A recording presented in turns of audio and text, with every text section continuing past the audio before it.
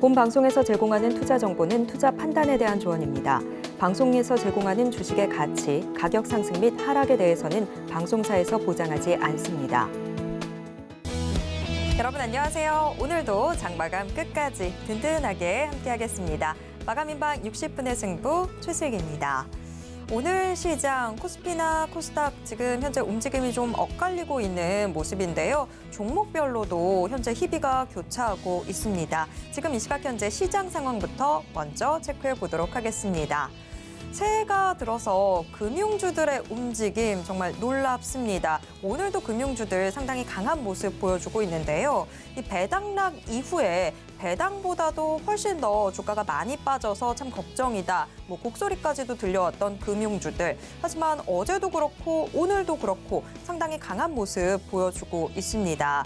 이 연초부터 정부가 부동산 각종 규제들을 타파하고 있는데요. 이 부동산 규제 완화로 인한 수혜 기대감이 오늘의 은행주를 끌어올리는 요인이라고 분석이 되고 있습니다. 이 부동산 규제가 풀리면서 그에 따른 대출, 세제, 이 청약들도 좀 완화되는 광범위한 규제 완화책이 예고가 됐는데요. 이에 따라서 은행주들의 수혜가 예상이 되고 있습니다. 게다가 올해 은행주들 최대 실적을 기록할 것 같다. 이런 전망들도 나오고 있는 상황인데요. KB금융 지금 현재 6%대 오름세 보여주고 있고요. 신한지주는 8%대 급등하고 있습니다. 이 밖에 하나금융지주, 우리금융지주 등도 6%대, 4%대 오름세 보여주고 있습니다. 자, 금융주가 이렇게 싱싱 잘 달려주고 있고요. 오늘 인터넷주들의 움직임도 심상치가 않습니다. 연일 좀 힘든 모습들을 보여줬던 게 작년 인터넷주들이었다고 한다면 오늘은 우리 인터넷 대표주들 나란히 이 동반 상승하는 모습 포착이 되고 있는데요. 간밤에 미국 뉴욕 증시가 상승했던 측면 역시도 현재의 주가를 좀 끌어올리는 요인이다라는 분석이 나오고 있고요. 오늘 국내 한 증권사가 인터넷 기업들이 올해 3분기부터는 수익성이 좀 개선될 것 같다. 이런 전망을 담은 리포트를 내놨습니다. 게다가 현재 주가는 좀 바닥권에 진입해 있는 것 같다라고 덧붙였는데요. 이런 효과 덕분인지 지금 현재 네이버 2% 가까이 상승하고 있고 카카오는 거의 4% 가까이 급등하고 있는 상황입니다. 자, 이렇게 인터넷주들도 오늘 아주 시원한 모습 보여주고 있는 상황이지만 정유주는 계속해서 내림세를 이어나가고 있습니다. 사실 어제도 정유주들 움직임은 속 시원한 모습을 보여주지 못했는데요. 간밤에 또 국제유가가 급락하면서 국내 정유주들 여전히 내림세를 이어나가고 있습니다. 유가가 하락하는 이유는 분명하겠죠. 아무래도 이 경기 침체 우려가 발목을 잡고 있기 때문인데요. SK이노베이션 1%대 하락세를 보여주고 있고 또 S-오일 역시 동반 1%대 약세입니다. 자, 오늘 시장 저와 함께 간략하게 짚어보셨습니다.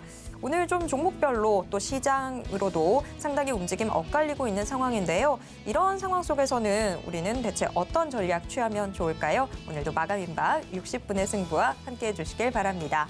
마감인방 60분의 승부 생방송은 지금 유튜브로 함께하실 수 있습니다.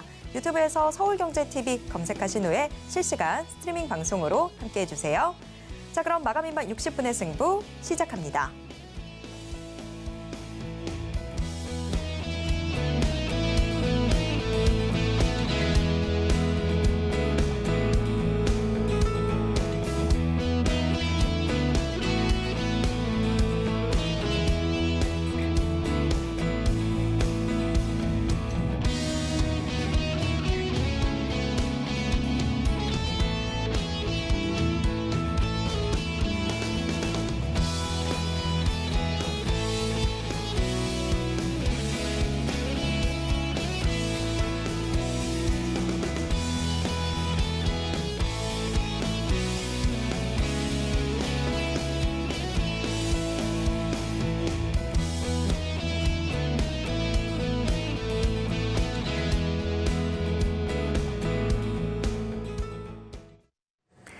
네, 오늘 시장 핵심 업종 확인해보는 시장 극과 극으로 출발해 보도록 하겠습니다. 오늘 시장 극과 극은 글로원 파트너스 이성웅 이사님과 함께 이야기 나누겠습니다. 이사님 어서 오세요. 네, 안녕하세요. 네. 오늘 시장, 일단 시장별로도 움직임이 엇갈리고 있는 상황이다 보니까 현재 업종별로는 어떤 움직임이 나타나는지 좀 궁금해지는데요. 자, 지금 이 시각 현재 상승 업종, 하락 업종 또 어떤 것들이 있는지 화면을 통해서 확인해 보도록 하겠습니다. 오늘장 강세 업종부터 확인해 보도록 하겠습니다. 등락률 기준은 모두 오후 2시 반 기준입니다. 은행주들 오늘 움직임 정말 대단하죠. 국내 대형 금융지주사들 급등하면서 은행주들의 상승을 주도하고 있습니다. 은행주 현재 5%대 오름세 보여주고 있습니다. 좀 주춤한가 싶었던 화장품주들 오늘은 다시 또 꿈틀거리고 있습니다. 화장품주들 1%대 오름세 보여주고 있고요. IT 서비스, 인터넷주가 아무래도 지금 상승을 하다 보니까 IT 서비스도 역시나 오름세를 나타낼 수밖에 없겠죠. IT 서비스 1%대 상승률 기록하고 있습니다. 이어서 하락 업종 확인해 보도록 하겠습니다. 오늘장 약세 업종 우주항공산업 관련주들이 좀 빠지고 있는 모습입니다. 1%대 하락하고 있고요. 조선주들 오늘도 또 낙폭이 좀 크게 잡히고 있는 상황입니다. 조선주 2%대 하락하고 있고 건설기계 관련주들이 오늘 약간 좀 주춤하네요. 약보합권에서 거래가 되고 있습니다. 네, 오늘 시장 상승 업종 또 하락 업종 일단 화면을 통해서 간략하게 좀 체크를 해봤습니다. 오늘장 2023년 첫 거래일이 시작되고 그 체력이 좀 일시적으로 좀 약해지는 모습도 보였었는데 오늘은 은행주를 비롯해서 좀 상승 업종들이 좀 눈에 띄고 있습니다. 조금씩 이제 좀 회복을 하려는 것 같은 상황인데 그런데 저희가 좀 사전에 이야기를 나눠봤을 때 이사님께서는 지금 IT 서비스 부문을 조명을 해야 될 때가 된 것 같다라고 이야기를 해주셨어요. 근데 뭐 사실 오늘 인터넷주들이 좀 오름세를 보여주긴 합니다만 IT 서비스주를 지금 보기에는 조금 이르지 않나라는 생각도 들거든요. 왜 지금 주목해야 된다고 생각하십니까? 남들이 안 볼 때 봐야 하니까. 지금 이제 봐야 될 때다. 네. 남들이 안 볼 때 봐야 하는데 이게 우리가 시장에서 기존에 뭐 번역을 해주는 번역기들 우리가 뭐 구글이라든지 그 요소들이 있잖아요. 그 다음에 그 실제 대화를 나누는 그 인간이 아닌데 실제 대화를 나눌 수 있는 그런 뭐 프로그램. 요새 그런 거 많이들 있죠. 어디 서비스 센터에 연락을 하면 AI 답변이 오곤 하죠. 근데 이게 유연하지는 못했어요. 일차원적인 답변들이 나타났었는데 최근에 이게 그 검색 엔진과 관련해서도 대화형 메신저 챗 GPT를 통해서 번역 부분도 번역이 잘못된 게 있으면 수정을 해줘요. 실제 활용을 해보면 수정을 해주고 그다음에 대화 같은 경우도 실제 사람이랑 나누는 대화처럼 그 정도의 구현이 되더라고요. 그렇다 보니까 이게 그 AI 같은 경우가 실제 감정을 나누는 수단보다는 우리가 뭐 자료에 대한 수집, 해석 그런 부분을 용이하게 하는 단계가 시장에서는 우리가 기업을 놓고 봤을 때 매출이나 이익이 가장 크게 먼저 증대를 할 수가 있거든요. 그런데 이게 구글 같은 경우 구체적으로 그 프로그램 같은 경우를 먼저 내세웠고 그다음에 MS 같은 경우가 이제 프로그램의 개발 중이라는 언급을 했습니다. 비록 어제 주가는 빠지긴 했지만 이 부분이 개발하는 단계에서 인공지능 버전이 구축이 된다고 하면은 그 부분이 이제 지금 형성되어 있는 시장을 대체할 수 있는 요인이란 말이죠. 그렇다 보니까 지금 IT 서비스 쪽을 보자는 말씀을 드리는 거고요. 우리가 일반적인 산업 안에서 새로운 게 나와서 이 시장을 대체할 수 있는 그런 파워가 있을 때 그런데 이 파워 안에서 실제 좀 사용을 해봤을 때도 그만큼의 설득력이 있을 때는 그와 관련된 종목들 같은 경우도 시장에서 반응을 하기 마련입니다. 그렇다 보니까 주목을 하고 있는 거고 특징이 뭐냐면 그 사람의 대화법을 모방한 설계 구조예요. 그 구조를 가지고 있는데 이게 데이터가 모이면 모일수록 이제 더욱 유연하게 되는 거죠. 이미 그 실제 제품으로 나오기 전에 뭐가 먼저 이루어지냐면 데이터를 먼저 모으고 나서 이 부분을 이제 제품화를 시키는 거예요. 그러면 추가로 막 데이터의 필요가 없는 상황에서 이제 나오기 때문에 우리가 바로 좀 환경을 대체할 수 있는 거죠. 그렇다 보니 이제는 봐야 된다라는 관점입니다. 네, 사실 실생활에서 뭐 저희도 많이 접하고 있죠. 이제는 정말 뭐 서비스 센터나 어디든 뭐 연락을 하면 좀 입력이 되어 있는 이런 AI 지능이 대신 대답을 해주기도 하는데 사실 진짜 예전보다도 훨씬 더 많이 정교해지는 측면들 보여주고 있습니다. 그렇게 실생활 속에서 우리가 느끼는 만큼 이제 좀 주목할 때가 된 것 같은데 자, IT 서비스 관련주들 지금 뭐 오늘 이 시장 상황 속에서 오름세를 보여주고 있습니다. 대체적으로 거론되는 종목들이 뭐 데이터 솔루션, 카카오페이, 로지시스 같은 종목들이 좀 있는데 오늘 데이터 솔루션이 장중에 한 17%대까지 오름세를 보여줬더라고요. 지금은 좀 윗꼬리를 달고 내려온 상황이긴 한데 그래도 여전히 한 6%대 상승을 하고 있습니다. 네. 데이터 솔루션이 주로 하는 것들이 보니까 빅데이터 뭐 이런 부분이던데 저희가 그럼 앞서서 이야기를 나눠봤던 부분들도 사실 이런 데이터가 쌓여야 되는 부분이다 보니까 좀 이 종목 눈여겨보시지 않을까 싶은데 데이터 솔루션 앞으로의 주가 그러면 저희가 좀 기대를 해볼 수 있을까요? 우선 사업으로 눈으로 보기에는 기대감이 들기는 해요. 그런데 우리가 세부적인 내용을 봐야죠. 먼저 그 데이터 솔루션 같은 경우는 그 빅데이터 그다음에 예측 분석 사업을 영위를 하고 있어요. 그런데 예측 분석 같은 경우는 데이터를 통해서 이 부분이 수집이 되면 여기에 대해서 어떤 시나리오가 발생을 가능한지 정도까지만 하는 겁니다. 어느 정도까지만 예측이 되는 거지 그 다음에 이거를 자연적으로 풀어나갈 수는 없는 거예요. 그 데이터 기반으로 답만 찾는 그런 1차원적인 구조라고 볼 수가 있겠고요. 그다음에 SPSS 프로그램 우리가 통계 조사를 해서 이 통계를 수집을 하고 이거를 이제 좀 어느 쪽에 몰려 있고 이 데이터 같은 경우 어떤 결과가 나오는지 그거를 그냥 데이터를 넣으면 도출이 되는 프로그램 그 프로그램 정도의 사업을 영위를 하고 있습니다. 생각보다 그렇게까지 심화된 건 아니군요. 네, 맞습니다. 기업명으로 보면 데이터 솔루션 하면 솔루션까지 제공을 할 것 같은데. 네, 그런데 그런 건 아니고 네, 좀 약간의 아직 솔루션 전 단계 정도로 보시면 되겠고요. 그 전체적인 매출에서 우리가 제품 매출이 많은 기업들 같은 경우는 그 특정 제품이 어떤 요소인지 이게 제품만 나가고 뒤에 이제 유지보수라든지 그런 측면의 이익이 잡히면 기업한테는 좋아요. 그런데 이 데이터 솔루션이 나가는 제품 같은 경우는 정보자산 관리 부분, 그냥 상품 매출 부분 이게 지속적으로 이익을 창출하지는 않는 구조예요. 그렇다 보니까 좀 약간의 일차원적인 요소를 갖추고 있는 기업이라고 말씀을 드릴 수 있겠어요. 그런데 거래처 같은 경우가 데일이라든지 마이크로소프트, IBM 이쪽에 좀 대기업군에 포진을 하고 있다 보니까 이쪽 시장이 확대를 해 나갈 때 제품적인 측면에서는 매출은 늘 수 있다. 딱 그 정도로 보시면 되겠고요. 지금 나오는 매출이익 이 부분을 대입을 해보면 현재 시총 같은 경우는 좀 합리적이지는 않습니다. 그냥 변동이 커질 수 있는 뭐 이런 테마가 부각이 될 때 그냥 테마주로 움직이는 정도로 접근을 하시면 되겠고요. 매매 같은 경우를 우리가 대입을 해보면 이렇게 차트의 흐름 같은 경우가 어제 같은 경우는 또 데이터 센터 그 부분이 부각되다 보니까 시간외로 강했었고 그 시간외로 강하고 나서는 주가가 시초에는 이렇게 뜬 거죠.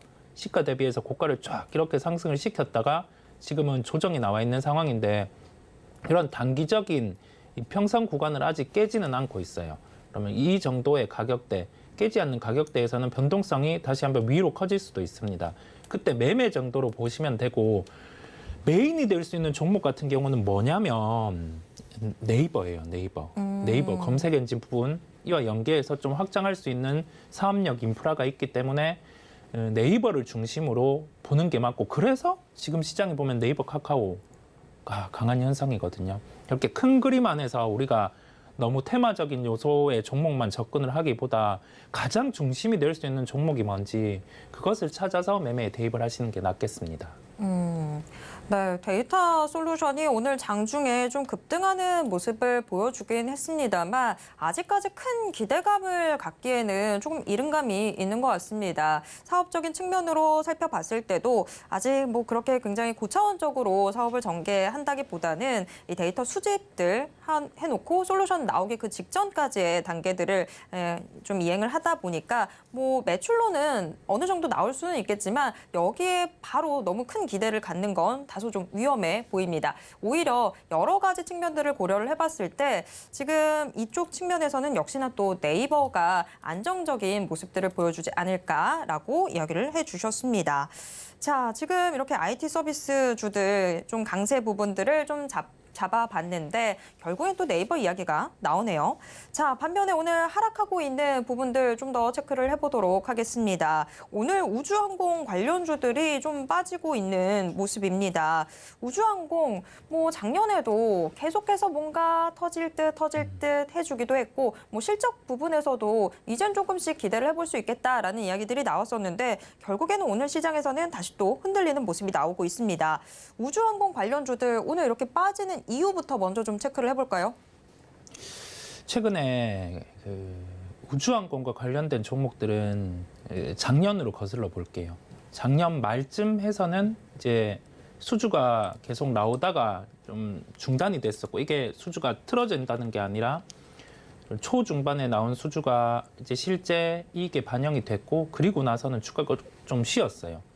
그런데 왜 이런 특성이 있냐고 하면은 다시금 새로운 연도에 넘어가면은 우리가 작년에 봤던 부분보다 새로운 게 기대가 돼야지 또 주가 같은 경우가 고점 부근에 있으면 한 차례 더 올라갈 수 있어요. 그런데 작년과 뭐 비슷한 아니면 좀 덜한 그러한 실적이 나온다고 하면 주가는 한 차례 빠질 수 있습니다. 그만큼의 그 이익 대비해서 시총의 합리적인 구간에 있다고 하면 모르겠는데 이보다 더 상승을 해 있다고 하면은 다시 제자리로 찾아오기 마련이죠. LIG 넥슨 같은 경우가 4분기 예상 실적 대비해서 약간 실적의 톤이 조정이 되고 있어요. 실적의 톤이 조정되는 측면이 먼저 있었고 하나에어로스페이스가 이제 대우조선해양을 인수를 했죠. 확정을 하면서 방산 사업과 함께 조선 사업 눈으로 보기에는 좋은데 그래도 비용이 한번 나가는 구조가 되다 보니까 함께 조정이 나오는 것으로 보입니다.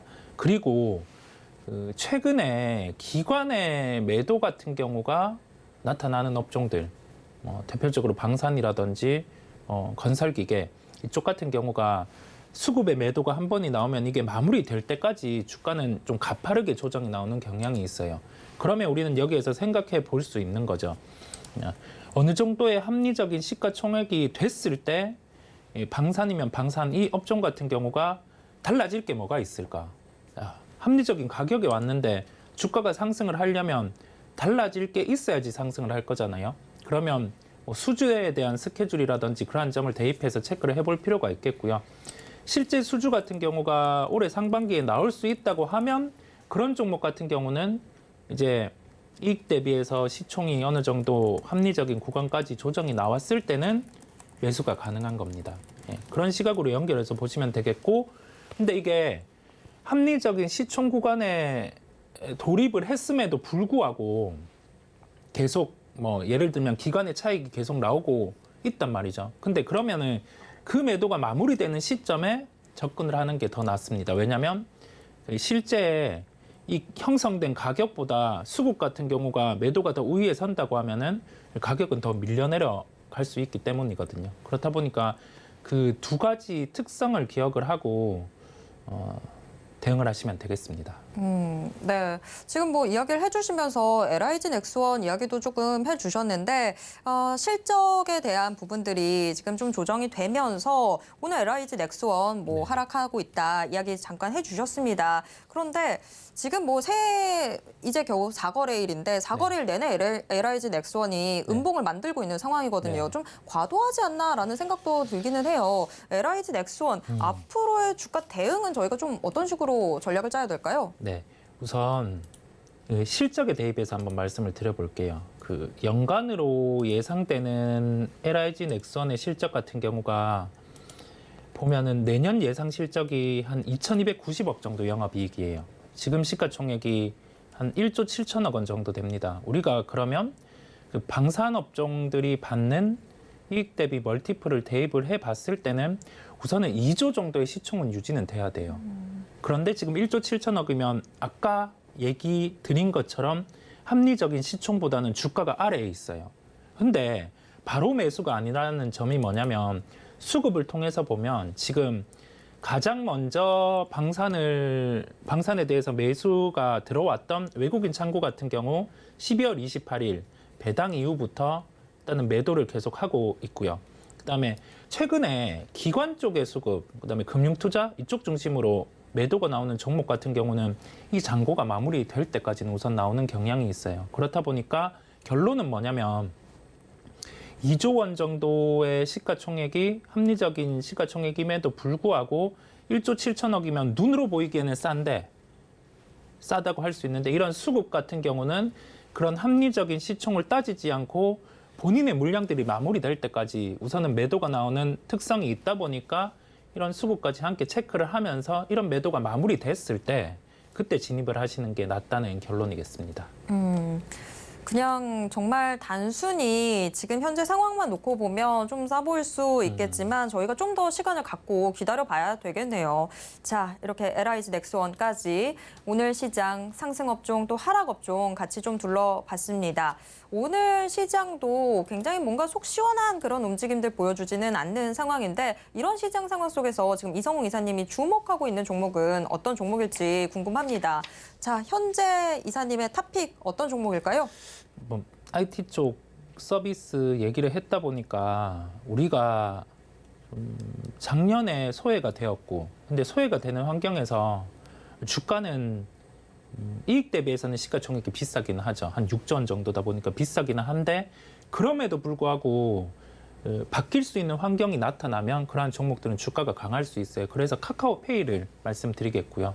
카카오페이 같은 경우는 우리가 일반적인 사업 안에서 우리보다 인구가 많은 쪽에 뭐 국가의 사업을 진출을 한다면 그때는 10을 받는 매출이 있다고 하면 이제 100의 매출을 또 거둬올 수 있잖아요. 그러면 그만큼의 매출이 느는 구조다 보니까 지금의 주가보다는 또 오를 수 있는 그런 환경을 갖추게 됩니다. 그런데 카카오페이는 이제 알리페이랑 함께 중국이랑 일본 시장의 결제 부분에 사업을 함께 영위를 하기로 했고요. 협업이죠. 그런데 단순히 진출한다고 해서 이게 주가가 좋아지는 게 아니라 여기에 대해서 시장을 열 수 있는 요소가 있어야 되잖아요. 마윈의 엔트그룹 같은 경우가 자금 조달이 마무리되었고 실제 홍콩 시장에 상장할 수 있는 가능성을 내비쳤어요. 그러면서 알리바바가 미국 시장에서 한 12% 정도 상승을 했었습니다. 그런데 이 알리페이와 사업을 함께 협업을 하는 카카오페이 같은 경우는 이제 뭐 엔트그룹 같은 경우가 자금 조달이 마무리되고 상장된다고 하면은 협업에 대해서 조금 더 원활하게 할 수 있는 거예요. 왜냐하면 그만큼의 자금이 원래는 뭐 한 100의 자금이 필요했다고 하면 이쪽에 자금이 조달되었고 시장을 확장할 수 있는 능력을 갖췄다 보니까 더 빠른 시간 내에 이익 같은 경우로 확보를 할 수 있는 거죠. 시간이 그만큼 앞당겨지고 비용이 줄고 그렇다 보니까 그런 가능성에 따라서 주가는 반등이 나오는 거고 우리가 이게 일회성이냐 여부를 놓고 봤을 때 중국 시장 같은 경우가 이제는 리오프닝 같은 경우를 강화를 해야 되고 소비를 진작을 해야 되다 보니 그런 구조 안에서 이제는 뭐 카카오 그룹주 중에 카카오페이를 봐야 된다는 시각이겠습니다. 네. 사실 카카오 그룹주 자체들이 작년 한 해 정말 돌발 변수들까지 터져 나오면서 정말 힘든 시간을 보냈었는데 카카오페이 이제 좀 주목할 때가 된 것 같다라고 이야기를 해주셨습니다. 카카오페이 좀 더 자세한 이 가격 전략은 저희가 잠시 후에 화면을 통해서 공개해 드리도록 하겠습니다. 자, 지금까지 이성웅 이사와 함께 이야기 나눴습니다. 이사님 고맙습니다. 네, 감사합니다.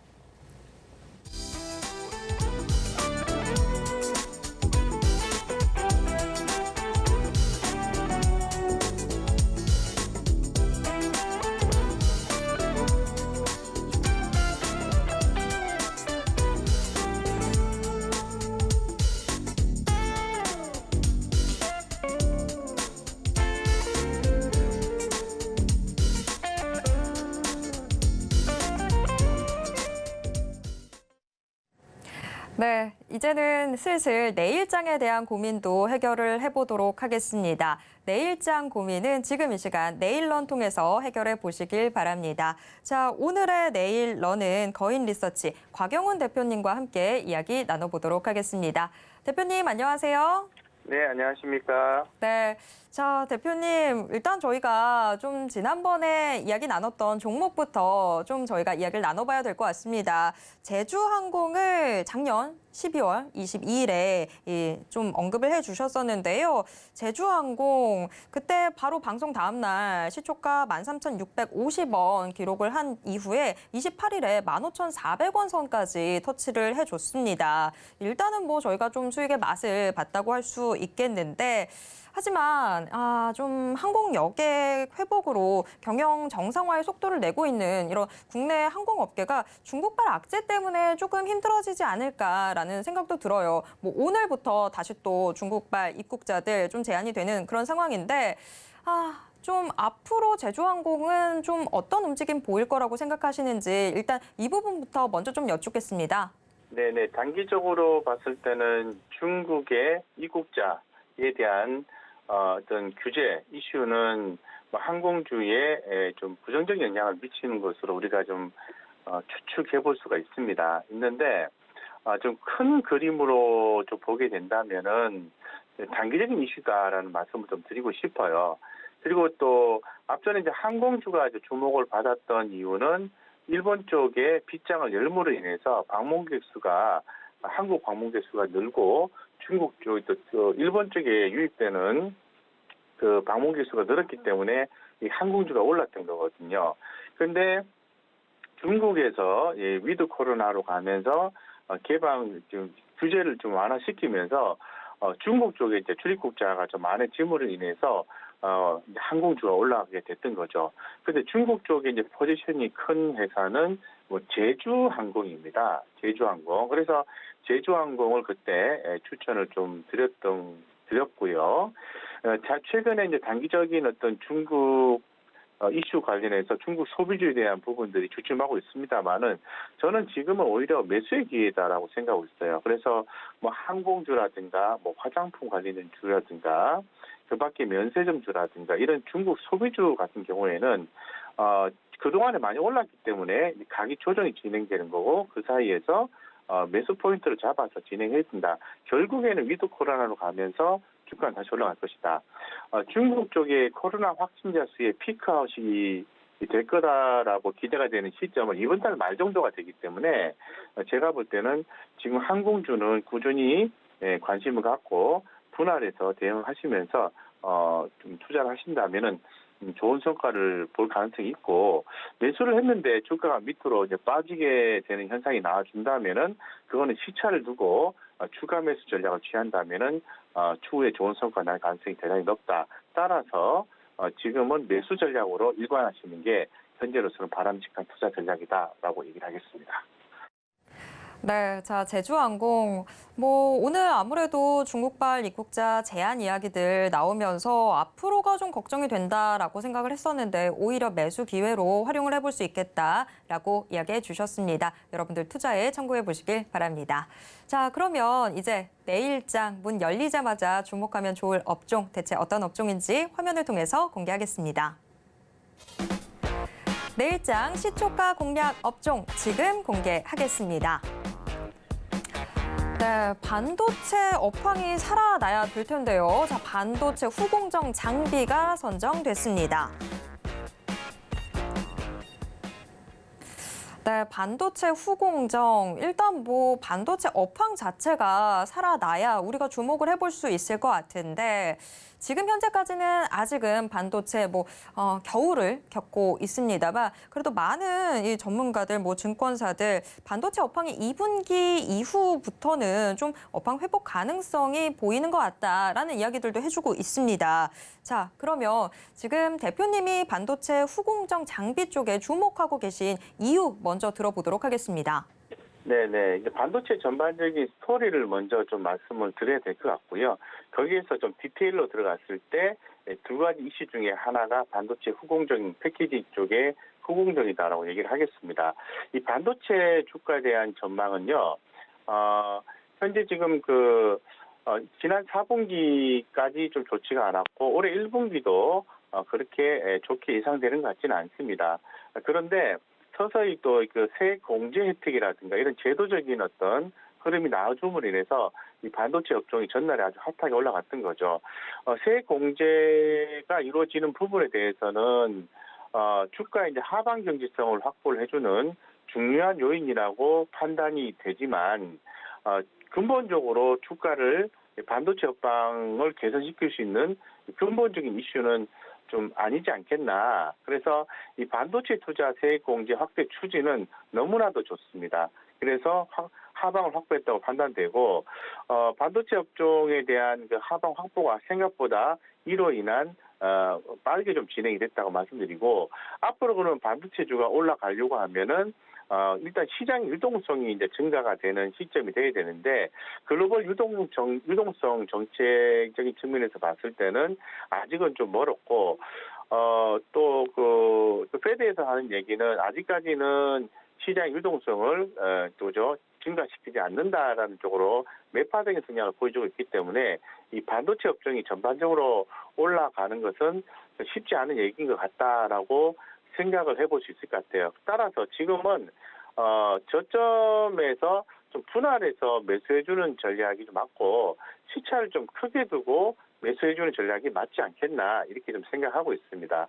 자 그러면은 아무래도 뭐 시장에서 우리가 이제 주목을 해야 되는 부분은 이 시장 이슈 반도체 관련된 시장 이슈를 좀 살펴봐야 되는데 크게 이제 두 가지 이슈로 나눠볼 수가 있어요.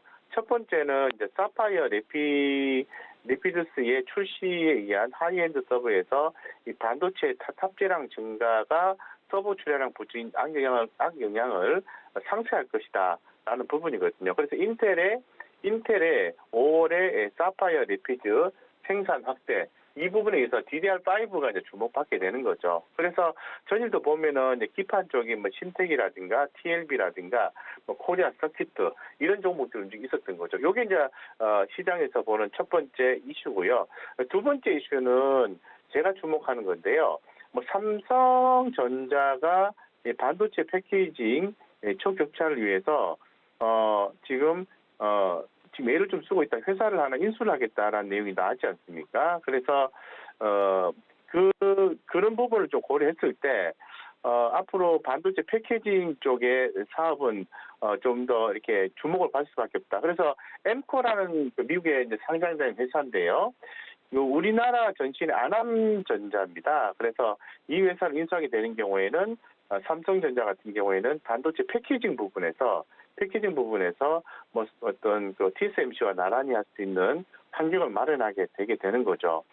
그렇기 때문에 반도체 패키징 쪽에 관련된 종목을 우리가 주목을 해볼 필요가 있을 것 같습니다. 그래서 뭐 대표적인 또 그 반도체 패키징 후공정 장비 업체를 좀 주목해야 되는데 이 후공정 장비 업체들이 앞으로 좀 기대가 되는 이유는 크게 한 세 가지 정도로 나눠볼 수 있는데요.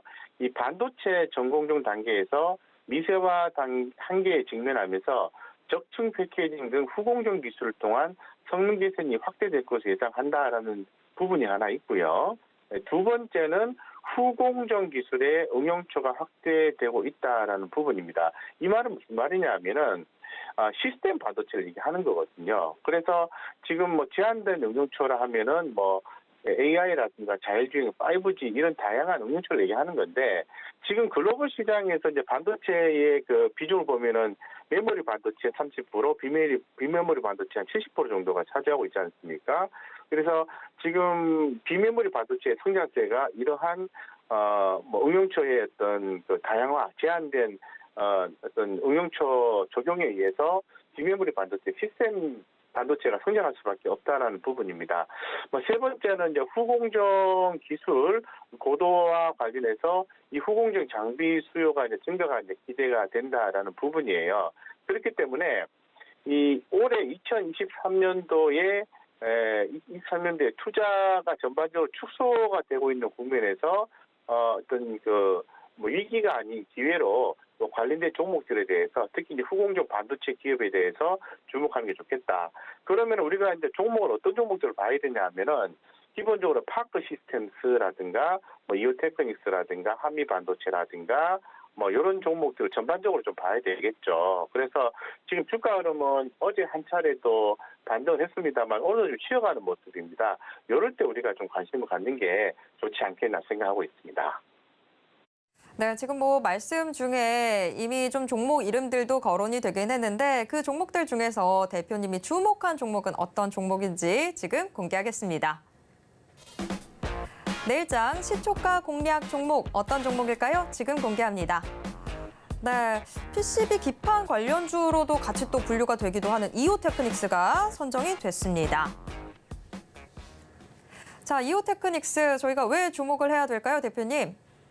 네네, 아무래도 그 하이브리드 본딩 수혜주로서 이오테크닉스를 저는 좀 선정을 했는데요. 이 이외에도 뭐 상당히 좀 주목된 종목이 많긴 한데 이오테크닉스는 이제 올해 좀 성장성이 좀 있을 것으로 보고 있습니다. 그래서 좀 충분한 성장성이 기대가 되고 있는 상황이고 2023년도에 그 영업이익률이 좀 좀 개선이 된다는 부분인데 투자 포인트를 간단하게 좀 말씀드릴게요. 성장 포인트를 좀 먼저 말씀 좀 드리겠습니다. 먼저 이제 반도체 레이저 마킹 장비와 레이저 어닐링 장비 매출은 올해도 견조할 것으로 보고 있습니다. 이 부분이 뭐 첫 번째 그 성장 포인트라고도 봐야 되고요. 두 번째 포인트는 집적도를 높이기 위해서 전방 산업에서 기존 두께보다 얇은 웨이퍼 수요가 증가하고 있다라는 부분입니다. 그래서 뭐 후공정 단계에서 하이브리드 본딩으로 갈 경우에는 새로운 다이빙 방식이 필요할 것으로 예상되는데 레이저 다이싱 장비가 사용될 것으로 기대가 된다라는 거죠. 그렇기 때문에 동사가 주목이 되는 거고 세 번째는 이제 반도체 미세화로 패키지 기판 선풍력이 지속적으로 줄어들고 있다라는 부분입니다. CO2 레이저 드릴 장비보다 정밀도가 높은 UV 레이저 드릴 장비의 수요가 증가할 것으로 전망한다라는 이 세 가지 성장 포인트를 가지고 있어요. 그렇기 때문에 현재의 주가는 아직도 역배열된 상태고 전일에 나가요 이런 느낌으로 한 4.97% 올랐고 오늘은 마이너스 전일 대비해서 0.89 정도 진행이 되고 있는데요. 지금 뭐 주가가 6만 7천 정도 하고 있는데 최근에 이제 시장에서 제시하는 목표가에서 1차 목표가 정고점까지 보면 8만 원 정도까지 우리가 좀 쉽게 좀 볼 수 있는 것이 아닌가 이런 생각을 좀 가지고 있고요. 이제 손절가는요. 좀 하단을 좀 짤막하게 좀 제안하고 싶은데 6만 2천 원 정도 잡고 지금 정도 한번 공략을 해보는 것도 좋지 않을까 싶습니다. 주가는 이미 주봉상으로 보셔도 많이 빠져 있는 상황이에요. 그래서 한 차례 오르고 이번 주에 들어서 꼬리 달면서 도지형의 캔들 차트가 나왔기 때문에 우리가 좀 주목을 해도 괜찮지 않을까 이렇게 보고 있습니다. 그래서 매수를 했는데 단기에 좀 흐름이 계속 안 나와준다면은 뭐 짧게 매매를 하는 것도 하나의 방법이지 않을까 이렇게 생각하고 있습니다. 네, 내일장 이오테크닉스 주목해 보도록 하겠습니다. 대표님 오늘 말씀 고맙습니다. 네, 감사합니다. 네, 장 마감 임박해 오고 있는데요. 현재 동시효과 상황 어떻게 전개되고 있는지 화면을 통해서 확인해 보겠습니다. 오늘 코스피 지수 0.61% 오른 2269선에서 장 마칠 것으로 예상되고 있습니다. 이어서 코스피 수급 확인해 보도록 하겠습니다. 외국인의 귀환 정말 반갑습니다. 외국인 새해 들어서 내내 매수에 나서면서 오늘로 4거래일 연속 매수 우입니다. 장중 내내 매수 규모도 확대 중인데요. 현재 3,843억 원 매수 우위 기록하고 있습니다. 이어서 코스피 시가총액 상위 종목 1위에서 5위권 종목들 확인해 보도록 하겠습니다. 상승이 우세한 모습입니다. 반도체 설비 투자에 대한 세액 공제율 확대 기대감에 어제 시장을 끌어올렸던 IT 대표주들 오늘도 오름세 보여줍니다만 어제만큼의 강한 상승세는 아니긴 합니다. 삼성전자 현재 1%대 상승하고 있고 SK하이닉스도 이 장중에 거의 상승분 모두 반납하는 모습이었는데 다시 한번 상승세 보여주고 있습니다. 반면에 LG에너지솔루션은 오늘 좀 하락하고 있습니다. 지금 국내 배터리 3차 글로벌 시장 점유율 하락했다라는 집계가 나온 가운데 LG에너지솔루션 2%대 약세입니다. 이어서 6위에서 10위권 종목들 확인해 보도록 하겠습니다. 역시나 2차 전지 관련주들은 이 동반 하락하는 모습인 반면에 네이버 2%대 상승하고 있고 카카오가 오랜만에 시총 10위권으로 다시 돌아오는 모습입니다. 이어서 코스닥 시장 확인해 보도록 하겠습니다. 코스닥 0.51% 내린 680선에서 장 마칠 것으로 예상되고 있습니다. 코스닥 수급 확인해 보도록 하겠습니다. 코스닥 시장에서는 개인만 물량 담고 있습니다. 개인 2,384억 원 매수 우위인 반면에 기관과 외국인 각각 851억 원, 1,572억 원 던지고 있습니다. 이어서 코스닥 시가총액 상위 종목 1위에서 5위권 종목들 확인해 보도록 하겠습니다. 하락이 훨씬 더 우세한 모습입니다. 셀트리온 헬스케어만 소폭 상승하고 있고 나머지 종목들 모두 하락하는데요.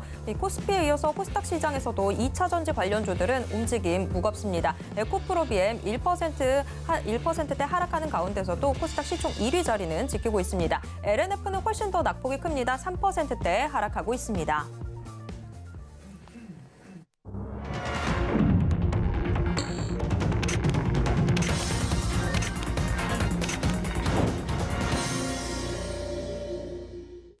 네, 이번 코너는 이정수의 신의 한 수 시간입니다. 매일 장 마감 이후 이정수 전문가가 시장 분석과 함께 특징주들 짚어드리고 있는데요. 지금 이정수 전문가 전화 연결되어 있습니다. 전문가님 안녕하세요. 네, 안녕하세요. 신한주의 이정수 전문가입니다. 네. 간밤에 미국 증시는 좀 상승을 했었는데 우리 증시는 또 엇갈리는 모습이었습니다. 오늘 시장 좀 어떻게 보셨는지 가져오신 특징주와 함께 분석 부탁드립니다. 네, 오늘 시장은 역시 차별화 장이네요. 어제 움직였었던 IT랑 2차 전지의 흐름들이 어제만큼 강하지가 않고 그러니까 연속성이 떨어지죠. 그러니까 개인 투자자들이 상당히 좀 곤란한, 그러니까 매매하기가 참 까다로운. 왜냐면은 오늘 움직였었던, 예를 들어서 오늘 움직였었던 애들 보면은 어디가 움직이면 은행주 강하게 움직이고 있고요. 신한지주 8%에 하나금융지주 7%, 그리고 화장품주들도 6%대, 5%대, 5%대, 코리아나 5%, 아모레퍼시픽, 아모레지 4%. 이쪽 애들 강하고요. 그리고 여행 섹터들도 오늘 흐름들은 괜찮았는데 여기 호텔 관련주들, 그다음에 GK에부터 파라다이스, 롯데관광개발, 일단 중국 소비주들 뭐 이런 애들 강하게 움직였고, 뭐 백화점들 강하게 움직이고, 일부 건설주들도 강하게 움직이고. 오늘 이렇게 강하게 움직였던 애들이 그럼 내일도 강하게 움직이느냐? 그렇지가 않아요. 요즘에 보면 정말 개면연의 토끼처럼 깡총깡총 뛰어다닙니다. 오늘 움직였던 거 내일 빠지고, 어제 빠졌던 거 오늘 움직이고, 뭐 이런 식으로 계속 왔다 갔다 하는데 초보자들은 이럴 때에서 내동매매가 쉽기 때문에 올라갈 때 쫓아 들어가면 오늘 2차 전지주도 어제 움직였다가 쫓아 들어간 사람들은 오늘 체감 굉장히 나쁠 거고요. 반도체 IT 섹터에서도 많이 빠진 애들은 많이 빠져요. APS 홀딩스부터 좀 빠진 애들 보면은 뭐 8% 빠진 애들도 덕산 네오록스도 8% 정도 빠지고 있는데 일단 쫓아가는 매매는 안 좋을 것 같다는 건 여러분들도 지금 이제 느끼고 있을 거고요. 이제 길목 지키기를 해야 됩니다. 제일 만만한 쪽은 중국 소비주예요. 그리고 제약바이오 이쪽이 제일 만만하고, 왜냐면 올라간 게 없는 게 이제 제약바이오 쪽이고, 중국 소비주들은 미오프닝에 대한 기대감부터 해서 지금 뭐 여행주들, 화장품주들, 그러니까 조정받으면 또 움직이죠. 카지노 관련주도 그렇고. 그래서 지수를 보면은 지수는 어제 5일선 회복에 장대 양봉을 그려냈기 때문에 일단은 하락세는 좀 멈춘 모양입니다.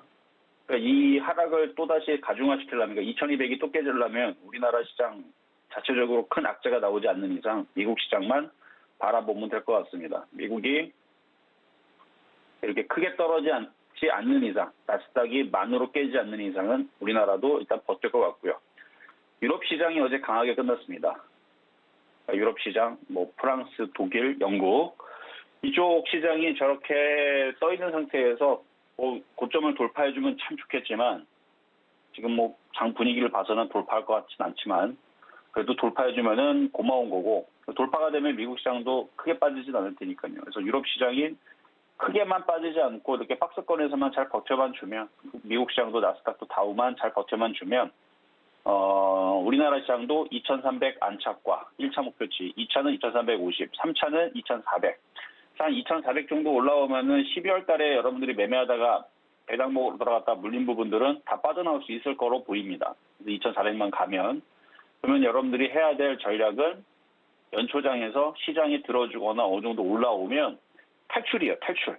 도망가야 됩니다. 일단 팔아놓고 현금화해 놓고 다시 바라봐야 돼요. 왜냐하면 시장이 분위기가 그렇게 딱히 좋은 얘기가 안 나올 것 같죠. 그러니까 좀 더 두고 보기 위해서. 근데 주식을 갖고 있는 상태에서 이번 연초장 혹은 올 여름 그냥 가져가기에는 주식을 그냥 갖고 가면서 가져가기에는 너무 불안하죠. 계속 금리 인상 올린다 그러죠. 종목들 실적들 나쁘다는 얘기 나올 거고 그러다 또 빠지면은 물린 상태에서 계속 물려 들어가면은 계속 떨어지는 거니까. 그러니까 이번 타이밍에서 좀 반등이 나오면 현금을 좀 보유를 하세요. 그래서 2,400 정도만 올라오면은 12월 달에서 여러분들이 배당목으로 들어갔던 아마 그런 대부분의 물량들은 좀 빠져나올 수 있는 기회를 줄 거니까. 자, 이 정도 얘기를 했고요. 이 얘기는 사실 지난주도 얘기했고 이번 주도 계속 얘기하고 있는 부분들입니다. 자, 그러면 종목 두 가지 살펴보겠습니다. 현대백화점. 자, 오늘 백화점 관련주도 신세계, 현대백화점 이런 애들도 움직였는데 움직인 이유는 해외여행 수요 급증에 따른 면세점이라든지 이런 백화점에 대한 이런 이제 이용객들이 증가할 전망 등의 기대감에 움직였어요. 물론 중국인 지금 통제하고 있는 부분들 이제 그 PCR 검사하는 부분 얘기는 있지만 어차피 주식은 기대감에 움직였다가 또 실망감에 또 떨어지는 게 주식이니까 그동안 못 갔었던 종목이니까요. 그래서 백화점 관련주도 지금 위치에서 사람들이 잘 안 보잖아요. 그래서 오랜만에 현대백화점, 신세계라든지 아니면 면세점 관련주라든지 이쪽 애들은 괜찮을 것 같아요. 일단 갖고 있는 사람들은 좀 더 올라갈 때까지 갖고 있으셔도 될 좋아 보이는 종목인 것 같고요. 자, 두 번째는 셀트리온인데 자, 셀트리온이 이제 이슈가 하나가 있었습니다. 아바스틴 바이오시밀러 베그젤마 캐나다 판매 허가 획득 소식. 그러니까 아바스틴이라는 성분인데요. 성분명은 베바시 주맙 이렇게 돼 있는데 바이오시밀러 복제약입니다. 그래서 베그젤마를 이제 캐나다에다가 이제 판매하기 시작했는데 전이성 직결 장암, 비소 세포 폐암, 상피성 난소암, 난관암, 원발성 복막암, 교모 세포종 등 이런 이제 캐나다에 이제 아바스틴에 승인된 것이 이제 그 판매 허가가 떨어졌기 때문에 그래서 실적에 대해서 또 좋아지겠죠. 안 그래도 실적 좋은데 그래서 괜찮아 보여서 그래서 이것도 반등이 장기적으로 볼 때에서는 사실 이 셀트리온은 제가 길게 볼 때에서는 좋아 보이거든요. 이제는 바닥에서 기업 외국인들이 열심히 사서 모아 있는 거 보니까 근데 아직 제약주가 강하게 움직이기 아직 그런 흐름은 없습니다. 지금 대형주가 좀 힘을 내줘야 되는데 셀트리온이 17만 5천 원, 18만 5천 원 돌파가 되면 아마 제약주 강세가 시작이 될 그 신호탄이 되지 않을까. 그래서 셀트리온이 가야 제약주는 다 강하게 갈 건데 지금은 그냥 다 각계전투예요. 가는 것들만 갑니다. 자, 마지막으로는 GKL 이거는 폐업 종목으로 드렸던 종목인데 아까도 얘기했지만 지금 면세점, 카지노 등등 백화점 관련주들 이쪽에도 움직이는데 해외여행 수요 급증에 따른 이것도 마찬가지죠. 해외 관광객 수요에 따른 기대감입니다. 그래서 11월 30일 날 추천해드렸던 종목인데 정고점 돌파를 했네요. 수급이 좋아서 가는 거예요. 그래서 오징어다리 이미 벌써 팔 사람들은 많이 팔았을 거고 나머지 조금 갖고 가 있는 부분들은 기관 던지지 않고서는 그냥 가격 기관하고 똑같이 가면 됩니다. 기관이 안 던지면 그냥 같이 가면 됩니다. 자, 그렇게 하고 자, 시장 점수는 80점 우, 매수 포인트 80점 우, 낙폭가대주들은 좋아 보인다 85점 우 말씀드리면서 여기까지 이정수의 신한수였습니다. 네, 이정수 파트너와 조금 더 이야기 나누고 싶으신 분들은요. 문자 받는 사람 번호에 샵 0082 입력하신 후에 신의 한 수라고 적어서 문자 보내주시기 바랍니다. 지금까지 이정수 파트너와 함께했습니다. 파트너님 고맙습니다. 네, 감사합니다. 네, 마감인바 60분의 승부 1시간 동안 숨가쁘게 달려왔습니다. 참고로 본 방송에서 제공해드리는 정보는 투자 판단에 대한 조언일 뿐 해당 주식의 가치와 수익률을 보장하진 않습니다. 또 서울경제TV, 서울경제신문은 당사의 브랜드입니다. 최근 당사를 사칭하는 피해가 크게 늘고 있습니다. 이에 따른 시청자 여러분들의 각별한 주의 부탁드립니다. 여러분, 오늘 하루도 모두 고생하셨습니다. 저는 내일 이 시간 다시 돌아오도록 하겠습니다. 함께해 주신 여러분 고맙습니다.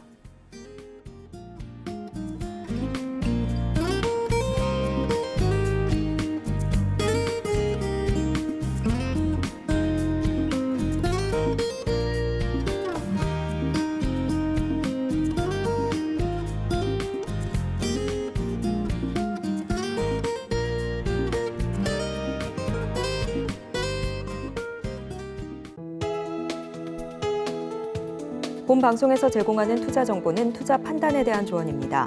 방송에서 제공하는 주식의 가치, 가격 상승 및 하락에 대해서는 방송사에서 보장하지 않습니다.